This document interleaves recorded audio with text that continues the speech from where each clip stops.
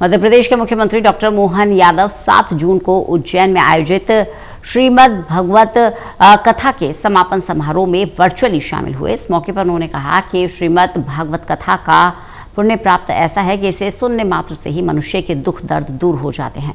भागवत कथा सुनने वालों के सारे कष्ट समाप्त हो जाते हैं, पूरे संसार का कल्याण होता है। इस कथा के सुनने से मनुष्य की आध्यात्मिक उन्नति भी होती है। उन्होंने कहा कि भारतीय संस्कृति में ऐसे धार्मिक आयोजनों का विशेष महत्व है। ये समाज को सकारात्मक दिशा देते हैं और सबके जीवन में सद्भाव और आत्मिक शांति का संचार करते हैं। इस मौके पर उन्होंने कई घोषणाएं भी की।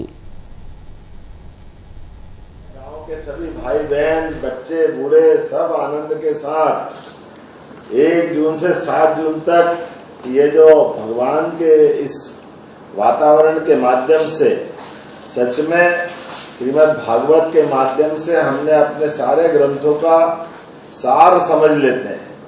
श्रीमद् भागवत में भगवान कृष्ण की लीलाओं का वर्णन भी है और सनातन धर्म की सारी चीजों की जानकारी भी है। हमारे लिए सौभाग्य की बात है, गोपाल कृष्ण भगवान के जीवन में कितने कष्ट थे, उनकी मधुर मुस्कान हमको उत्साह बढ़ाती, आनंद के साथ हिम्मत दिलाती और उनकी मित्रता का उदाहरण हमारे लिए भगवान कृष्ण और सुदामा की दोस्ती के नाते से दुनिया भर में लोग इस बात का उदाहरण देते हैं कि गरीब अमीर की दोस्ती का उदाहरण सुदामा और भगवान कृष्ण से ही समझ में आता है। ऐसे समय में जब हम भागवत कथा कर रहे हैं और पुरुषोत्तम मास में कर रहे हैं, हमारी अपनी सरकार भी भगवान कृष्ण के जहां जहां लीलाएं हुई, भगवान उज्जैन में शिक्षा ग्रहण करने आए तो उज्जैन में सांदीपनी आश्रम में जहां सुदामा और भगवान कृष्ण की मित्रता हुई, उस स्थान को भी हम भव्य दिव्य बनाने वाले हैं। नारायण वो महिदपुर के पास का स्थान जहां भगवान कृष्ण और सुदामा ने रात गुजारी थी, वो भी तीर्थ बना रहे हैं। और जहां माता रुक्मणी के हरण के समय रुक्मणी के भाई रुक्मी से भगवान कृष्ण का युद्ध हुआ, वो धार के पास हमका झमका माता जी, उस स्थान पे भी तीर्थ बना रहा है।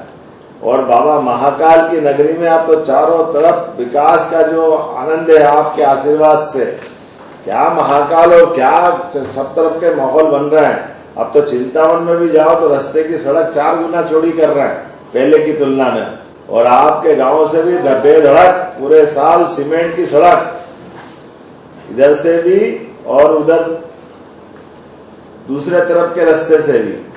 मैं मान के चलता हूं आज के अवसर पर हमारी अपने हिंदू धर्म की जो विशेषता है, राकेश जी ने विस्तार से बताया होगा। एक और बात माता यशोदा के लिए और नंद बाबा के लिए भी महाराज जी आपकी तरफ से भी बात जाना चाहिए। देखो, वसुदेव और कृष्ण माता पिता के नाते से देवकी और वसुदेव के पुत्र भगवान श्री कृष्ण को उनके जीवन के कष्ट को बचाने के लिए नंद बाबा और यशोदा मैया ने भी कितना बड़ा त्याग किया। अपने नवजात बच्चे को एक तरह से कंस के हाथ में देने के लिए संकोच नहीं करा और अपने मित्र को, बच्चे को बचाने के लिए यशोदा मैया ने और नंद बाबा ने अपने पास अपनाया।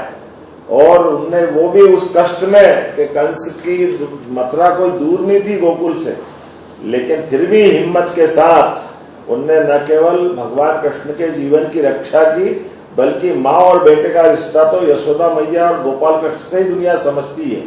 क्या प्रेम लुटाया उनने, कितना आनंद आता है। और गोपाल कृष्ण के जीवन में भी सदैव धर्म मार्ग के लिए बड़ी से बड़ी लड़ाई लड़ने में भी भगवान कृष्ण पीछे नहीं हुए उनके जीवन में।